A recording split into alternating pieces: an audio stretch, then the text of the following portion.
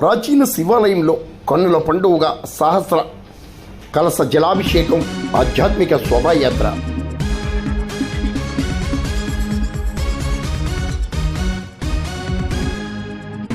కాకినాడ జిల్లా పెదపూడిలోని ప్రాచీన శివాలయంలో గురువారం సహస్ర కలశాభిషేకం, జలాభిషేకం, ఆధ్యాత్మిక శోభాయాత్ర అంగరంగ వైభవంగా జరిగాయి. భక్తి మండలి committee chairman doctor Chintapalli Kameswara Rao ఆధ్వర్యంలో అర్చకులు కొమళ్లపల్లి వెంకటరావు శర్మ, రాజా శర్మ సారథ్యంలో జలాభిషేకం, హరిద్రాభిషేకం, బిల్వపత్ర పూజలు, కుంకుమ పూజలు నిర్వహించారు. మరి మీరు దర్శించండి. లోక కళ్యాణార్థం ఈ ప్రత్యేక పూజా వేడుకలను నిర్వహించినట్లు డాక్టర్ కామేశ్వరరావు తెలిపారు.